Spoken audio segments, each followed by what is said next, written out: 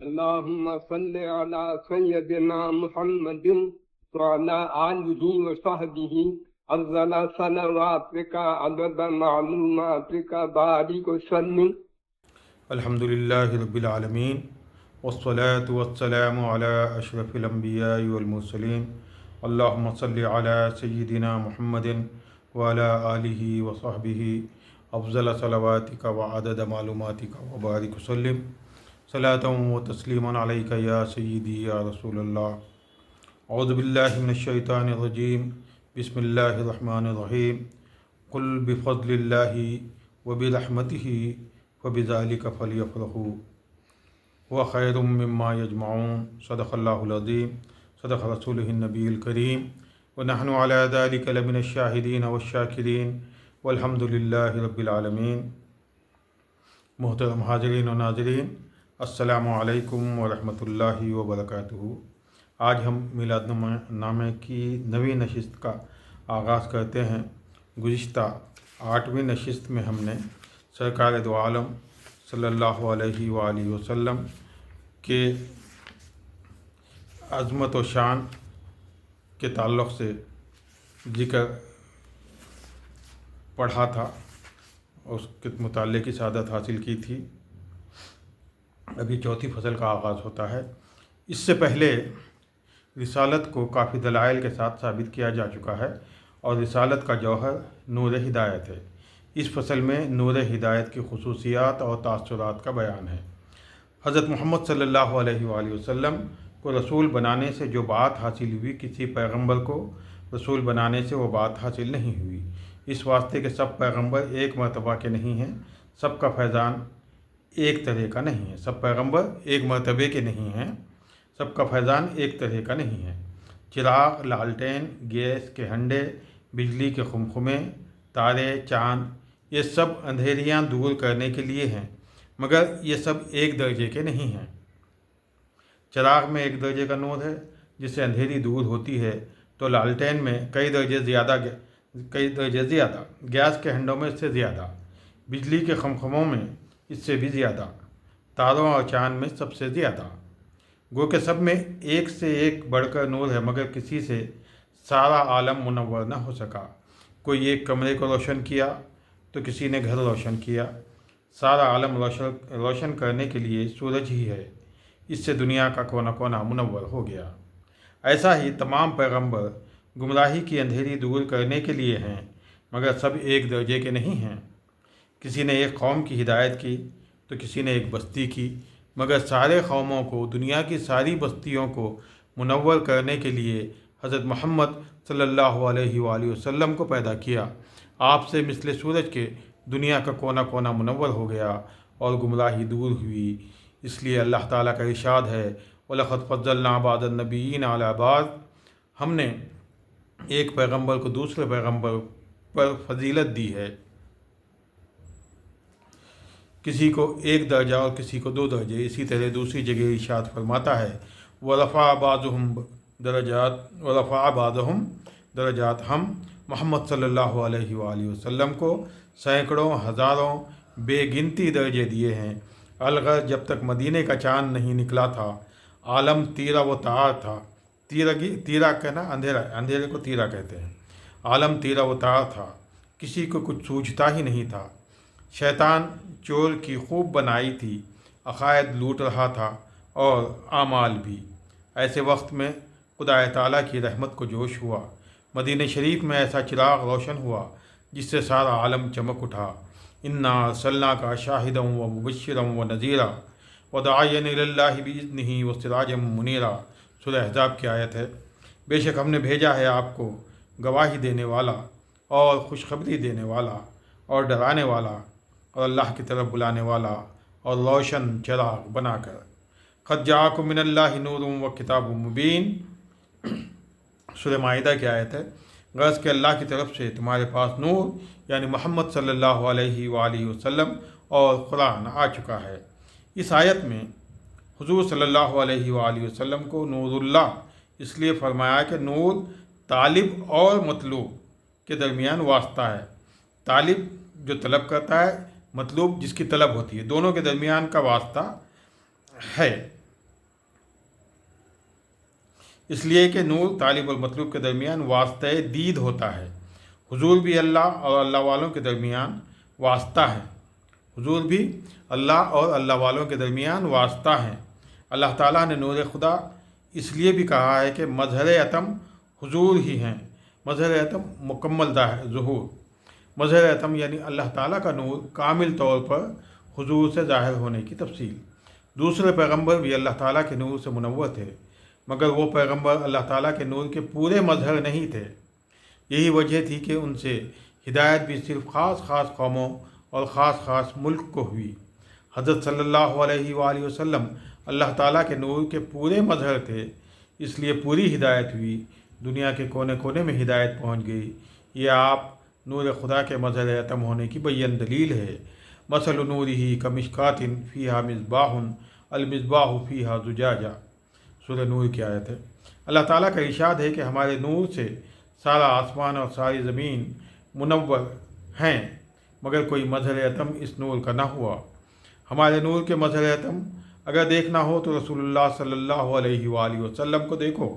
آپ کے سینہ مبارک میں ہمارا نور کامل طور پر جو ظہور کیا ہے، اس کو ایک مثال سے اس طرح سمجھو کہ ایک طاق میں چراغ ہے، اور وہ چراغ خمخمے میں رہنے سے بہت منور ہے، اور اس چراغ کا تیل زیتون کا ہونے سے اس چراغ کے نور میں صفائی بھی پیدا ہو گئی ہے۔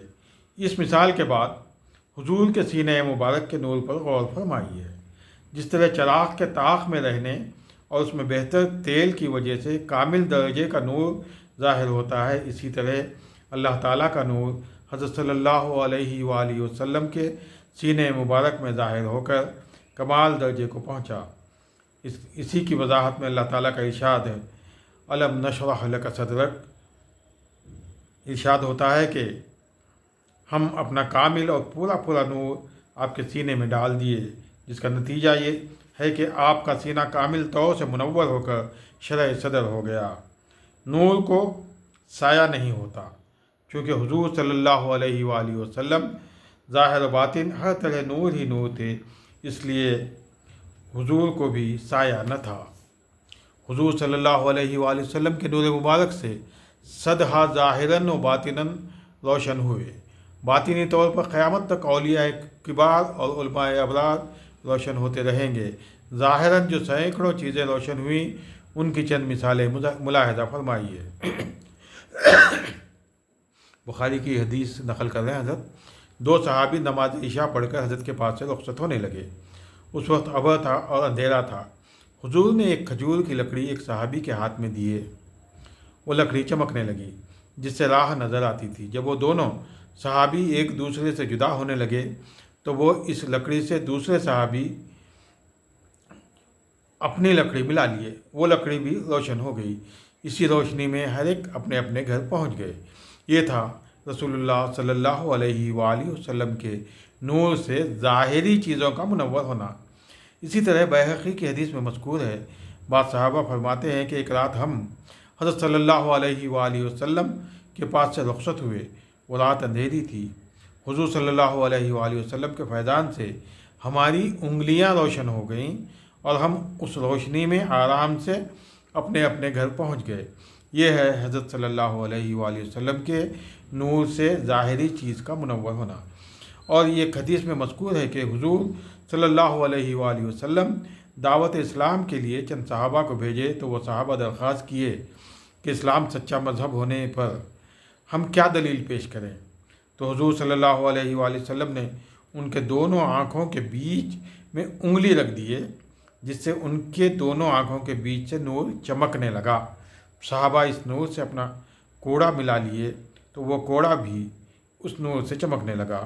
یہ ہے رسول اللہ صلی اللہ علیہ وآلہ وسلم کے نور، حضور کا نور جو ایک دوسرے کو منتقل ہو رہا تھا۔ نور آفتاب سے زیادہ نور مبارک صلی اللہ علیہ وآلہ وسلم کے فیض رسانی کی تفصیل۔ حضرت صلی اللہ علیہ وآلہ وسلم کو آفتاب نہ کہا اس لیے کہ آفتاب کا فیضان ضعیف ہوتا ہے، ضعیف مطلب کمزور، بخلاف چراغ کے کہ اس کا فیضان قوی ہوتا ہے، مضبوط ہوتا ہے۔ اس سے سدھا چراغ روشن ہو سکتے ہیں، آفتاب سے مزید آفتاب روشن نہیں ہو سکتے۔ سرکار صلی اللہ علیہ وآلہ وسلم نور ہی نور تھے، مگر چاند اور سورج کی طرح نہیں تھے، کیونکہ چاند اور سورج کے نور سے کوئی اور نورانی نہیں ہوتا، بلکہ آپ کا نور چراغ کے نور کی طرح فیض رساں تھا کہ جیسے ایک چراغ سے دوسرا چراغ روشن ہوتا ہے، ایسا ہی آپ کے نور سے دوسری چیزیں منور ہو رہے ہیں۔ یہ مثال جو ہے نا ہمارے دور کی مثال ہے، آج کل تو چراغ تو بہت سے لوگوں نے دیکھا بھی نہیں ہے۔ پہلی وجہ حضرت کے نور کو آفتاب کے نور سے تشبیہ نہ دینے کی یہ ہے کہ آفتاب کا نور کھلی جگہ میں پہنچتا ہے، بند مقامات میں آفتاب کا نور نہیں پہنچ سکتا۔ ہاں، چراغ کا نور ہر جگہ پہنچ جاتا ہے، کھلا مقام ہو یا بند مقام، گھر کے ہر کمرے میں چراغ کا نور پہنچ جاتا ہے۔ اسی طرح حضور کا نور بھی سب پر اور سب جگہ پہنچ جاتا ہے۔ اگر کوئی قبول نہ کرے تو یہ اس کی بدبختی ہے۔ دوسری وجہ حضرت کے نور کو آفتاب کے نور سے تشبیہ نہ دینے کی یہ ہے کہ آفتاب ڈوبنے کے بعد ظلمت اور تاریکی پھیل جاتی ہے، اس کے دور کرنے کے لیے کسی اور نورانی چیز کی ضرورت پڑتی ہے، بخلاف یہ چراغ کے کہ چراغ بجھ جانے کے بعد دن روشن ہو جاتا ہے، پھر اور کوئی نورانی چیز لگانے کی ضرورت نہیں۔ ایسا ہی حضور کے تشریف لے جانے کے بعد سے ایسی نورانیت پھیلی ہوئی ہے کہ پھر اور کسی نبی کو آ کر ظلمت دور کرنے کی ضرورت باقی نہیں رہی۔ اسی لیے آپ کو کے نور کو چراغ کہا کہ آپ کے بعد کسی نور کی ضرورت نہیں۔ تیسری وجہ حضرت کے نور کو آفتاب کے نور سے تشبیہ نہ دینے کی یہ ہے کہ آفتاب خود اپنے ذات سے منور ہے، بخلاف چراغ کے کہ وہ آگ اور تیل سے روشن ہوتا ہے۔ ایسا ہی رسول اللہ صلی اللہ علیہ وآلہ وسلم کا نور اللہ تعالیٰ کے نور سے منور ہے، اسی لیے آپ کے نور کو چراغ کہا۔ اسی وجہ سے اللہ تعالیٰ کا ارشاد ہوتا ہے کہ وما رمیت اذ رمیت ولکن اللہ رمی۔ جب حضرت صلی اللہ علیہ وآلہ وسلم گھر سے نکل کر ہجرت فرما رہے تھے، کفار آپ کے گھر کو گھیرے ہوئے تھے، آپ ایک مٹھی میں کنکر لے کر پھینک دیے، وہ کنکر ہر ایک کافر کے آنکھ میں پہنچا، وہ آنکھ ملتا ہی رہا۔ حضور سامنے سے ہجرت کے لیے تشریف لے گئے۔ کیا کسی کے ایک مٹھی کنکر میں یہ تاثیر ہے کہ ہر ایک کی آنکھ میں پہنچ جائے؟ یہ ہمارا ہی نور تھا جس سے آپ منور ہوئے۔ آپ کنکر نہیں پھینکے بلکہ ہم کنکر پھینکے ہیں، اس لیے ہماری قدرت کا ظہور ہوا کہ ایک مٹھی کنکر ہر ایک کافر کی آنکھ میں پہنچ گیا۔ اس سے معلوم ہوا کہ جیسے چراغ آگ اور تیل سے روشن ہوا، ایسا ہی حضور صلی اللہ علیہ وآلہ وسلم کا نور اللہ تعالیٰ کے نور سے منور ہوا۔ چوتھی وجہ حضرت کے نور کو آفتاب کے نور سے تشبیہ نہ دینے کی یہ ہے کہ آفتاب کا نور ایک حال پر رہتا ہے، اس میں کوئی درجہ نہیں، بخلاف چراغ کے نور کے کہ چراغ کے نور میں کئی درجے ہوتے ہیں۔ ایسا ہی حضرت کے نور میں بھی کئی درجے ہیں جن کو آپ ہمیشہ طے کرتے رہتے ہیں۔ اسی واسطے حضور صلی اللہ علیہ وآلہ وسلم کا ارشاد ہے، فرماتے ہیں کہ اللہ تعالیٰ کے قرب کے بے انتہا مدارج ہیں، میں ان قرب الہی کے مدارج میں سے جس درجے پر بھی رہوں اس درجے سے ترقی کر کے اس سے بڑھ کر جو درجہ بھی ہو اس پر پہنچ جاتا ہوں۔ ہمیشہ یہی ہوتا رہتا ہے کہ میں ایک درجے پر پہنچا، پھر ترقی کیا اور اس سے بڑے درجے پر پہنچ گیا، وہ پچھلے درجے جن سے ترقی کیا ہوں مجھے ناپسند ہو جاتے ہیں، اور یہ خیال ہوتا ہے کہ اب تک جن نچلے درجوں میں رہا بجائے اس کے اس سے بڑے بڑے درجوں میں رہنا چاہیے تھا، اس لیے ترقی سے پہلے رہے ہوئے نیچے کے درجوں پر دن میں 70 بار استغفار کرتا ہوں۔ پھر حضرت صلی اللہ علیہ وآلہ وسلم کے نور کو سوچو، اچھی طرح سوچو اور اس کلیے پر بھی غور کرو کہ عام نور خود ظاہر ہوتا ہے اور دوسری شے کو دکھاتا ہے، بعین ہی یہی کلیہ حضرت کے نور پر بھی صادق آتا ہے کہ آپ کا نور معجزات دکھانے سے خود روشن ہے اور یہ نور دوسروں کو بھی راہ ہدایت دکھاتا ہے۔ سچی بات تو یہ ہے کہ آپ ہی کا نور تھا جس کی روشنی میں ہم نے اللہ کو اللہ جانا۔ اب 5ویں فصل کا آغاز ہوتا ہے۔ آئندہ پیروی و اتباع نبی کریم صلی اللہ علیہ وآلہ وسلم کے تفصیلات ہیں۔ اس سے پہلے یہ جان لینے کی ضرورت ہے کہ پیروی کی ماہیت و اصلیت کیا ہے۔ غور کیجئے تو معلوم ہوگا کہ پیروی کی اصلیت جس کی پیروی کی جا رہی ہے اس سے جڑ جانا ہے۔ اس فصل میں اولاً عقلی طور پر یہ ثابت کیا جاتا ہے کہ کوئی چیز کسی چیز سے جڑ جاتی ہے، پیوند ہو جاتی ہے، تو اس جڑنے والی چیز کو کیا فائدہ حاصل ہوتا ہے۔ اس کے بعد حضور صلی اللہ علیہ وآلہ وسلم سے حضور صلی اللہ علیہ وآلہ وسلم سے جڑ کر پیوست ہو کر آپ سے محبت پیدا کرنے کی ترغیب کا بیان ہے۔ صحبت کا اثر پذیر ہونے پر چند مثالیں۔ پیاز ایک بدبودار چیز ہے، سوائے متعفن چھلکوں کے اس میں کچھ بھی نہیں، جو کھانے کے بعد بھی اپنا ذاتی تعفن نہیں چھوڑتی، ہاتھوں کو بدبودار کرتی ہے اور منہ کو بسان بناتی ہے، ڈکار آئے تو بدبو آتی ہے۔ وہی پیاز اگر ایک لہجہ گھی کے ساتھ آگ پر رہ جائے تو بجائے بدبو کے اپنی خوشبوئی سے محلے کو بساتی ہے۔ سچ ہے، صحبت صالح ترا صالح کند، صحبت طالح ترا طالح کند، نیکوں کی صحبت نیک بناتی ہے، بروں کی صحبت تجھے برا بناتی ہے۔ کسیلے اور ترش پھل والے درخت کی شاخ کو جب کسی شیرین خوش ذائقہ درخت کی شاخ سے پیوند کیا جاتا ہے تو وہ کسیلے اور کھٹے پھل والا درخت بھی نہایت عمدہ اور شیریں پھل لاتا ہے۔ تل اپنی ذات میں کوئی خوشبودار چیز نہیں ہے، مگر جب وہ ایک عرصے تک چمیلی کے پھولوں میں بسائی جاتی ہے تو وہی تل کا تیل خوشبودار اور قیمت والا ہو جاتا ہے۔ حاصل یہ ہے کہ اچھوں سے تعلق کا نتیجہ ہمیشہ وصال اور کامیابی ہی ہوتا ہے۔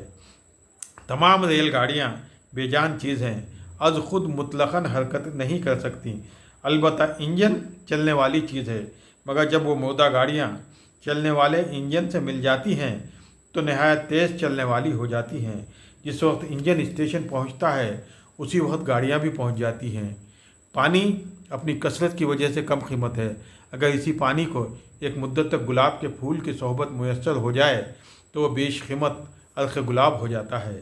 دوستو، پانی گلاب کے پھول کی صحبت سے عرق گلاب بنا، بدبودار پیاز گھی کی صحبت سے خوشبودار ہوئی، کڑوے نکمے پھل شیریں درخت سے پیوند ہو کر شیریں و ذائقہ دار ہوئے، معمولی تل چمیلی کے فیض صحبت سے خوشبودار ہوئی۔ غرض کہ یہ سب کچھ دنیا میں ہو رہا ہے، ہم اپنی آنکھوں سے دیکھ رہے ہیں، پھر یہ کس طرح ہو سکتا ہے کہ وہ انسان جو تمام مخلوقات میں بڑی استعداد رکھنے والا ہے کسی کامل ولی یا نبی کی صحبت سے اعلیٰ درجے کا نہ ہو۔ ہائے مردہ بے جان گاڑیاں ایک انجن سے تعلق پیدا کر کے سب کی سب بہت جلد اپنی منزل مقصود تک پہنچ جائیں، کیا انسان انبیاء کے ساتھ تعلق پیدا کر کے منزل مقصود تک نہیں پہنچ سکتا؟ آپ کے دل میں یہ بات کھٹک رہی ہوگی کہ مشاہدہ اس کے خلاف ہے۔ بہت لوگ ایسے ہیں کہ بزرگوں کے پاس رہنے کے باوجود ان کی اصلی حالت نہیں بدلی، دور کیوں جائیں؟ ابو جہل پر حضرت کا کیا اثر ہوا؟ عبداللہ بن ابی منافق ایک زمانے تک حضرت کے ساتھ رہا مگر اس کو کچھ فائدہ نہ ہوا۔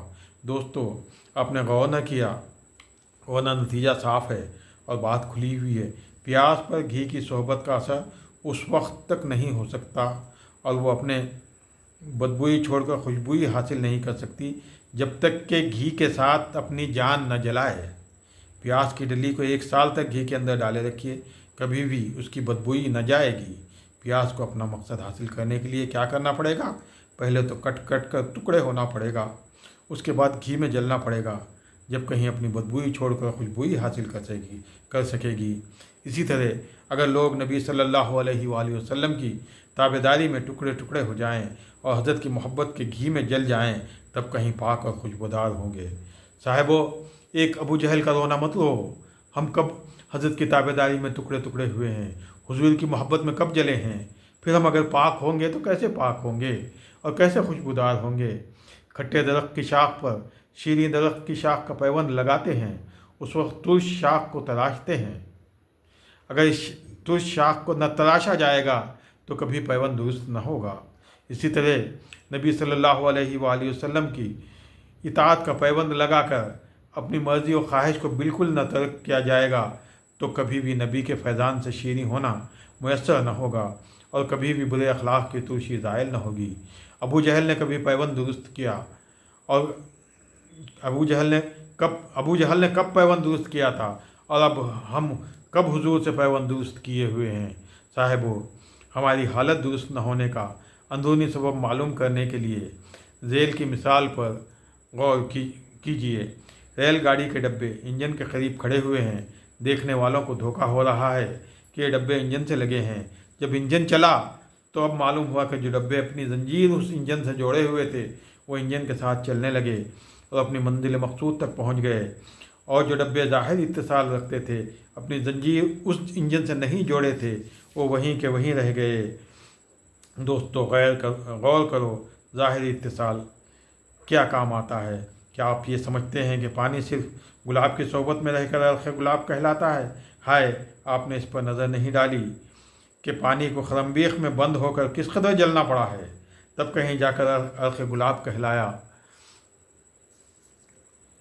حضرت صلی اللہ علیہ وآلہ وسلم یا حضرت امام حسین یا حضرت امام جعفر صادق رضی اللہ عنہما کی محبت کا دعویٰ کرنے والوں، سچ کہو، بجز زبانی جمع و خرچ کے عملی طور پر کبھی تم نے محبت کا ثبوت دیا ہے؟ بتاؤ، کیا حضرت صلی اللہ علیہ وآلہ وسلم یا حضرت امام حسین یا حضرت امام جعفر صادق رضی اللہ عنہما بے نمازی اور بے روزے دار تھے؟ کیا دنیا ملنے کے وقت یہ حضرات خدا اور رسول کے احکام بھول جاتے تھے؟ کیا خدا کے خوف سے بے ڈر تھے؟ حضرت زین العابدین رحمۃ اللہ تعالیٰ علیہ کے آنسو سے پرنالہ بہہ رہا تھا۔ حضرت کے آنسوؤں کا وہ پانی کسی کے شخص پر حضرت کے آنسوؤں کا وہ پانی کسی شخص کے جسم پر گرا۔ اس شخص نے پوچھا کہ پرنالے سے جو پانی گر رہا ہے ناپاک تو نہیں؟ حضرت جواب دیے، بھائی دھو ڈال، یہ گناہ گار کے آنکھ کا پانی ہے۔ محبت کے دعوے داروں، بتاؤ وہ گناہ گار زیادہ تھے یا ہم ہیں؟ صاحب ہو، کیوں محبت کو بدنام کرتے ہو؟ یہ جو ہم کو اور آپ کو محبت کا دعویٰ ہے یہ فطری محبت ہے۔ انسان کی طبیعت کا تقاضا ہے کہ جس کے اچھے اوصاف سنتا ہے اس سے خواہ محبت ہو جاتی ہے، جیسے رستم کی بہادری کا ذکر سن کر اس سے محبت ہو جاتی ہے، ایسی محبت تو کافر سے بھی ہو جاتی ہے۔ جرمن سے کچھ تو تعلق تھا، اثناء جنگ میں ہر شخص کا دل اس کی طرف مائل تھا۔ دوسری جنگ عظیم کی بات ہے، اثناء جنگ میں ہر شخص کا دل اس کی طرف مائل تھا۔ کیا بات تھی، اس کے صفات سن کر خود بخود محبت ہو گئی تھی۔ یہ محبت معتبر نہیں۔ ایسی محبت میں کیا کمال ہے؟ خدا اور رسول کی محبت میں مسلمانوں کی یہ حالت ہونا چاہیے۔ زندہ کنی عطائے تو ورب کشی فدائے تو دل شدہ مبتلائے تو ہر چے کنی رضائے تو۔ اگر آپ زندہ کریں تو یہ آپ کی عطا ہے، اور اگر مار ڈالیں تو ہماری جان آپ پر سے قربان ہے۔ دل آپ کا شیدا ہے، جو آپ کریں اس پر ہم راضی۔ محبت ایسی ہونا چاہیے جیسے کہ ان اشعار میں بیان ہوئی ہے۔ آج کل یہ بات کہاں؟ آج کی نشست کا یہیں پر اکتفا کرتے ہیں۔ انشاءاللہ کل 10ویں نشست میں اطاعت کرنے والے کو جس کی اطاعت کی جا رہی ہے ان سے محبت ہونا ضروری ہے، اس تعلق سے ہم مطالعہ کرنے کی سعادت حاصل کریں گے۔ الحمدللہ رب العالمین، والصلاۃ والسلام علی اشرف الانبیاء والمرسلین، اللہم صلی علی سیدنا محمد وعلی آلہ وصحبہ افضل صلواتک وعدد معلوماتک بارک وسلم۔ الہی بحرمت الحسین و اخیہ و امہ و ابیہ و جدہ و بنیہ فدجما نحن فیہ۔ خدایا بحق بنی فاطمہ کہ بالقول ایما کنی خاتمہ، اگر دعوت امرت کنی والقبول، منو دست دامان آل رسول، لی خمسۃ نطفی بہا حر الوباء الحاتمہ، المصطفیٰ والمرتضیٰ وابنہما والفاطمہ۔ ربنا تقبل منا انك انت السميع العليم وتب علينا انك انت التواب الرحيم۔ ربنا لا تسلط علينا بذنوبنا من لا يرحمنا ولا يخافك فينا، اللهم ارحم امواتنا واموات المسلمين، اللهم اشف مرضانا ومرضى امراض المسلمين، اللهم یسر امورنا وسع ارزاقنا قضا دیوننا یا رب العالمین۔ استفیل خواجگان نقشبند کار دنیا عاقبت محمود باد، و سبحان ربک رب العزت عما یصفون وسلام علی المرسلین والحمد للہ رب العالمین۔ السلام علیکم ورحمۃ اللہ وبرکاتہ۔